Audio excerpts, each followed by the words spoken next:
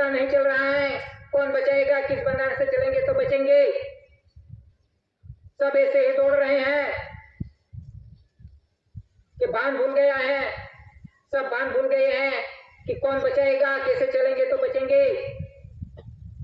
तो ऐसी परिस्थिति आके निर्माण हुई है कि जब तक ये नॉन जुडिशियल बंगाल पे आएंगे नहीं, कुदरती बंगाल पे, तब तक जब तक कोई पुरवार हो नहीं सकेंगे। तो इस आधार से हम चलेंगे तो हम घर परिवार और सब समाज बच पाएगा।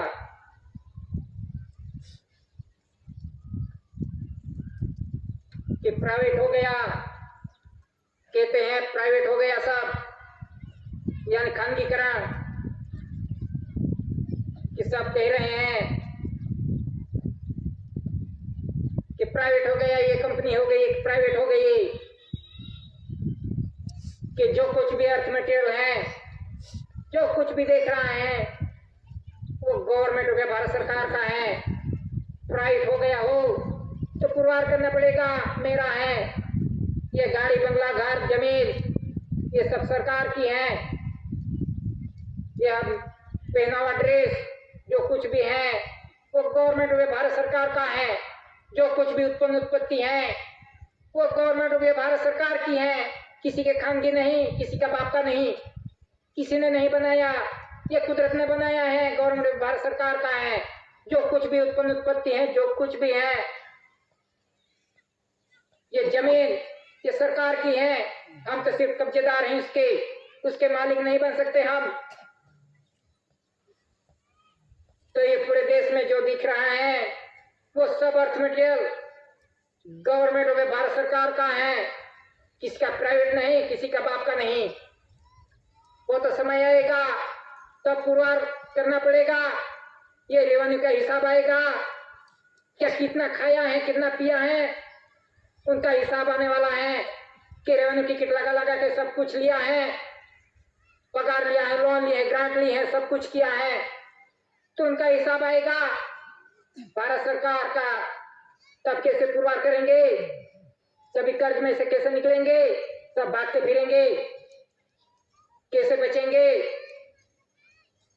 कि सब कुछ लिया है, कि रेवेन्यू के अधीन लिया है, जो कुछ भी लिया है वो ऐसे नहीं बच पाएगा। कि प्राइवेट हो गए, प्राइवेट हो गया, कहने वाले ने कह दिया और मानने वाले ने भी मान लिया कि हम भी मान लेंगे ये प्राइवेट हो गया, मानते हैं सब कि प्राइवेट कहा तो मान लिया, प्राइवेट हो गया।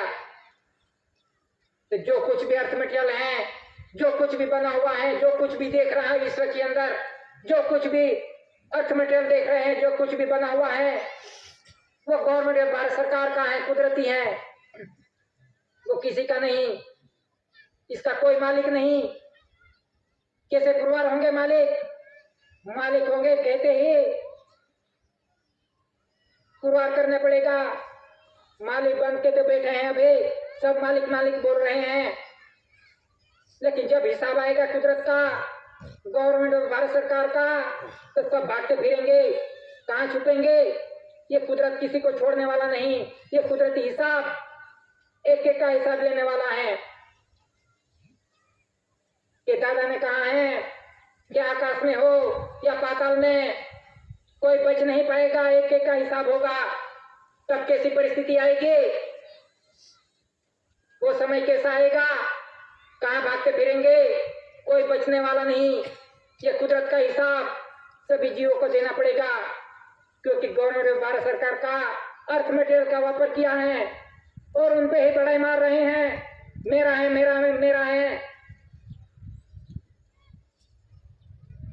तो इसी आधार से जो कुछ भी बड़ाई चल रही है उनका हिसाब कुदरती बरहा से, कुदरती बंधारण के अधीन उसके पीरियड में आता है, आ रहा है, कि कुदरत भी नहीं छोड़ने वाला। तो ये कुदरती हिसाब है नॉन जुडिशियल, कि कहते पगार लिया, पगार तो ले लिया, लेकिन पगार लिया या कर्ज लिया वो किसी ने नहीं जाना। रेव ने टिकट लगा के तो ले लिया, पगार ले रहे हैं कह रहे हैं, लेकिन सब कर्ज में है। कर्ज में जो कुछ भी किया है गवर्नमेंट भारत सरकार का सर्विस की है तो उनको पीढ़ियों को भी हिसाब देना पड़ेगा।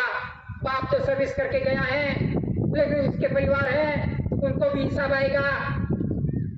तो कैसे बच पाएंगे इस कर्ज में से? तो इसी तरह से जो कुछ भी कर्ज में डूबा है कि इंडिया के अंदर केंद्र सरकार का परिवार है वो पूरा कर्ज में डूबा हुआ है। जो कुछ भी लिया है लोन ग्रांट पगार ली है जो कुछ भी लिया है वो सब कर्जदार हैं। तो वो कैसे बच पाएंगे? लेकिन जो गवर्नमेंट भारत सरकार का कुटुंब परिवार है वो कर्ज रहित है और गुना रहित है, उसने कुछ नहीं लिया। तो इसी तरह से ये जो समय आ रहा है कुदरती समय, ये सभी जीवों का पुरवार करने का और हिसाबिक समय आ रहा है। उसका क्रम कुदरती क्रम के अधीन आ रहा है धीरे धीरे। तो इसी तरह से हम ये बंधान देख के चलेंगे तो हम बच पाएंगे, नहीं तो ये बंधान के बिना कोई बचाने वाला नहीं, कोई राजनीति नहीं कि कोई पक्ष पार्टी नहीं बचाने वाली। बस इतना कह के बैठने की इजाजत रखता हूँ। पितु के जय।